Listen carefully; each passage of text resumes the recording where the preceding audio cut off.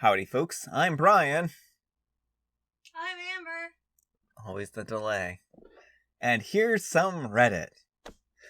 Our first story is titled, Am I a jerk for telling my wife her relationship with our daughter's friend instead of calling CPS is wrong?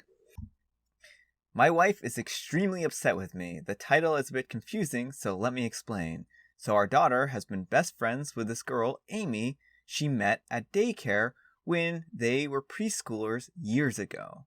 The daycare was a highly rated one, but did take scholarship and government aid students and was located near a mall, so a large demographic of people used it. I say that because my daughter's friend socioeconomic status is relevant. My wife loved that our shy daughter had finally made a friend and tried to befriend the mother. She was a single young mom with multiple kids and could barely hold a job. And the kids smelled like cigarette smoke all the time. My wife didn't like her that much, but loved that the daughter and our daughters were bonding, so she started setting up play dates with her. Quickly, it seemed like Amy's mom liked the fact that my wife was interested in her daughter's well-being and basically pawned her off to us. The play dates were always at our house. My wife would drive her daughter back from daycare when her mom was working late, pack her special lunches like our daughter, etc. Amy's mom would tell my wife how Amy's dad isn't in her life and that she's struggling and needs help. Our daughter stopped going to daycare when she started kindergarten, and I expected us to never see or hear from Amy or her mother again, and for our daughter to make new friends at school. But when she couldn't make new friends, and was even being teased by other students and crying for Amy, my wife called Amy's mom and they started their friendship again. I know my wife feels bad for Amy's mom being so young and having kids with no support, but it's not my wife's job to step up and basically raise her daughter because she can't. She's been doing it for years. Our daughters are now 12 and still best friends. She has made other friends but calls Amy her sister. I had to travel for work for the most part, so I never really noticed how weird the entire situation was until the pandemic happened and I started staying home. Amy just isn't here often because she's my daughter's best friend, like I thought. She literally lives here. She only goes home sometimes, and that's when my wife is dropping off groceries to her siblings. Yeah. My wife also got Amy a phone for her birthday, like she did with our daughter when she turned 12. I honestly think we should call CPS about Amy's mom not being a good mom and struggling to take care of her kids rather than becoming a surrogate parent. I told my wife that her relationship with Amy is too much and we should step back and allow professionals to take her in rather than raising her. She got extremely upset with me and said that I'm heartless and I should view Amy as our second child. Alright, OP. I mean, it sounds like I'm a little confused about how you wouldn't have noticed Amy staying at the house overnight and whatnot. So I'm going to guess that you were either one, away a lot on business, or two, that Amy only started really staying over more often during the pandemic because it was inconvenient to go home and to potentially, have, multiple whole household mingle like that. So if I had to make a guess, I would guess that her actually literally staying at the house this often probably has just slowly and gradually happened. Otherwise, I'm not sure how you wouldn't have noticed another kid living at your house. I mean, that just doesn't make a whole lot of sense to me. So that's the part that I'm having a little bit hard time kind of accepting here. And it could also be that you are just gone a lot. I mean, some people who have jobs in like the military, they'll have deployments and whatnot, and they'll be gone for months at a time. So it could just be that you were, in a situation where you were literally gone for months at a time, stayed over, and just saw Amy there and thought it was coincidental. So I could see scenarios where that this would happen.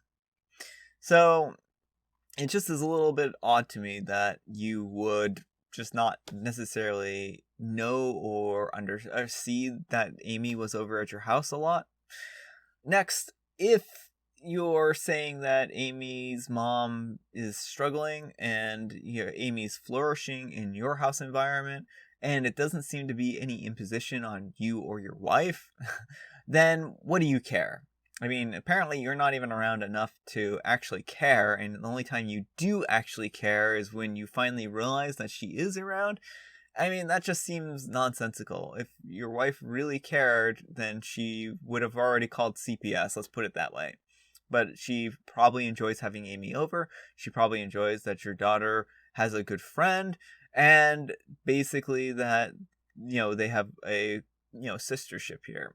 So, yeah, I think that you're probably overreacting in the situation, and your time to object should have been, a long, long time ago. If assuming that this didn't just start happening over the last year. Um, and also, like, why would you object anyways if your daughter had a close friend and she stayed at your house often? I mean, again, it doesn't seem like this is a drain on your resources, or that this is, too much of an imposition on you. So, yeah, that's kind of where I view this. It just doesn't seem like you have much ground to stand on here. So anyhow, take care and good luck.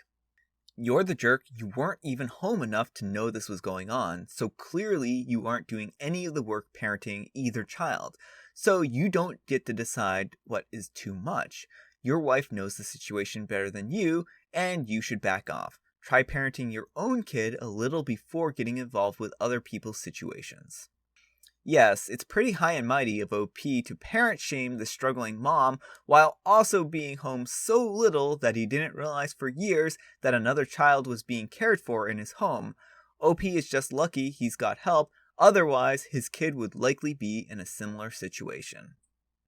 I lived this situation. My brother met his best friend at 4 years old in Kids Fed, kids wrestling in our area. His mom would leave him for play dates, which turned into spending nights, then the weekends, then a couple days during the week, the whole week. By middle school, he lived with us full time.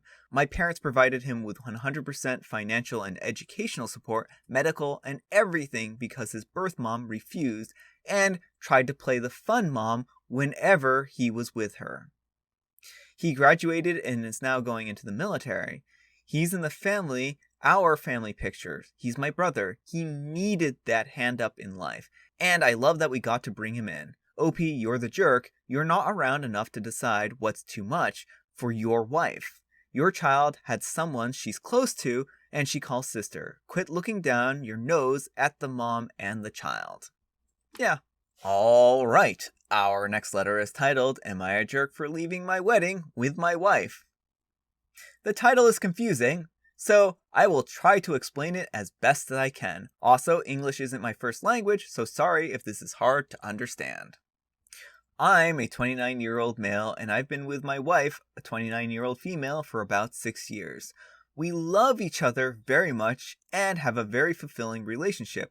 We are, however, very introverted, so when we discussed marriage, we were both on the idea that we didn't want a traditional marriage or wedding at all.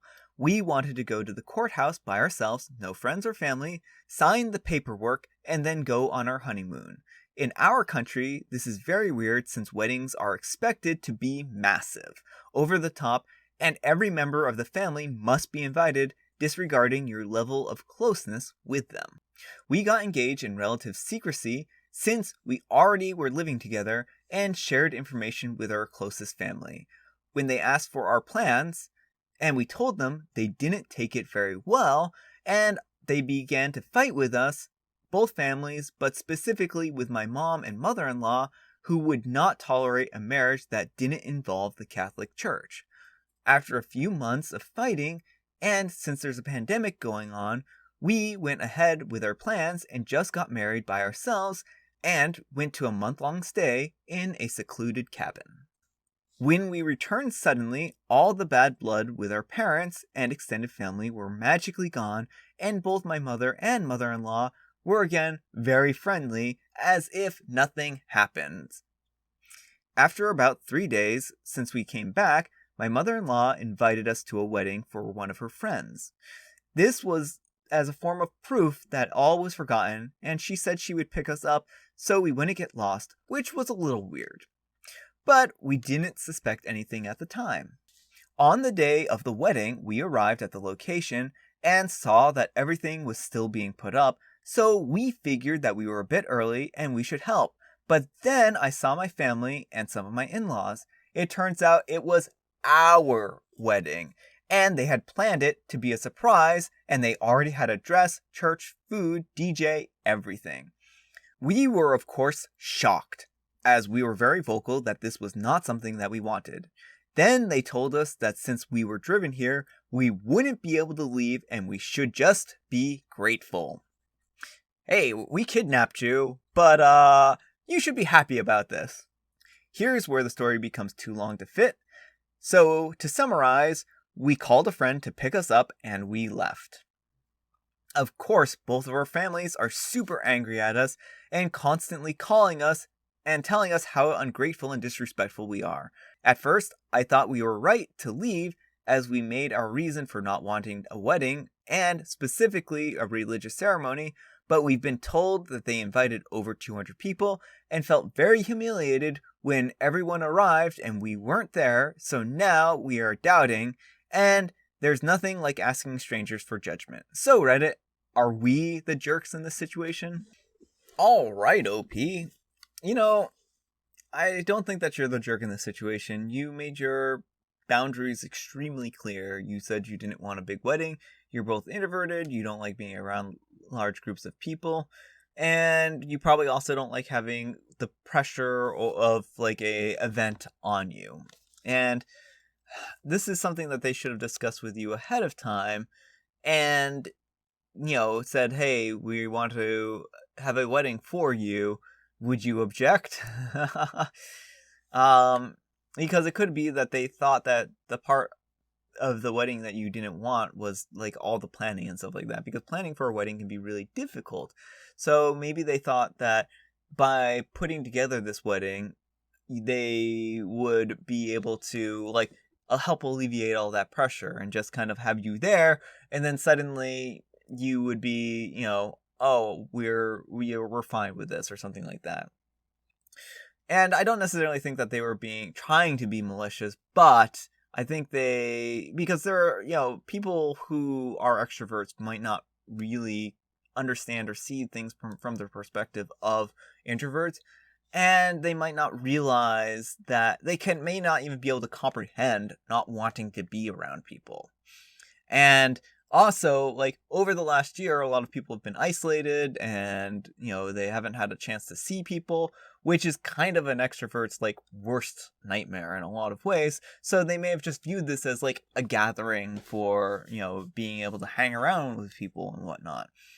And your needs from them are very, very different. Now, this could also be, religious reasons. It sounds like they wanted you to be married in the Catholic Church. And if your family's Catholic, it could be because I believe, because I think this is actually, I believe, what happened to my dad and mom, is that my dad was Catholic, but he did not want to be Catholic, so he kind of left the church, and their marriage was never really viewed as legitimate on my dad's side of the family because they weren't married in the Catholic Church, and so it could be that they wanted you to have a wedding in the Catholic Church specifically so that it would be a legitimate wedding. So, yeah, I mean, I think their reasonings are probably very selfish. They didn't consult you. They just assumed that you would be fine with this. And when they thought that you wouldn't be able to escape, and you escaped anyways, they got upset and mad about it and got, embarrassed that, 300 people 200 people came to this event only for it to not happen. So hopefully they made the best of that party anyways. I don't know. They could have just took full sale cutouts of you two and put you two behind the table and be like, just don't talk to the bride or groom. They're very shy. So no, I don't know. I'm just being ridiculous. But yeah, no, I don't think that you're the jerk in this situation. So anyhow, take care and good luck. Not the jerk, they basically kidnapped you to perform for them. You had every right to leave. And OP replies, That's exactly what we felt. She drove us there so we would have to stay. Basically, we were taken as hostages. Even more, they wanted to force them into a religious ceremony without their consent. Yeah, actually, that's a huge thing right there. Not the jerk, they had no right to do that. You told them that you didn't want this, and they were hoping to embarrass or guilt/shame and trap you into doing it anyways. They're upset that you put them in an uncomfortable position, but that's exactly what they planned for you. I'm so glad you guys stood up to them as a team. And OP replies, "Thank you. Ever since we announced our plans, the guilt trips and manipulation have been over the top." Alright folks, that's all the time we have for today. I hope you enjoyed today's video. If you did, consider giving me a like. If you didn't, consider giving me a dislike. So, I recorded the last few videos all on the same day, and so I haven't actually had a chance to say thank you to everyone who subscribed. We're now over 300 subscribers, and that's a really great thing. I love seeing this community grow. I love reading the comments. I love seeing people interact down below. And it makes me really happy to see everyone enjoying these videos. So, yeah, thanks so much. I'm really glad that people are enjoying this stuff. So, anyhow, take care, and I'll see you all tomorrow.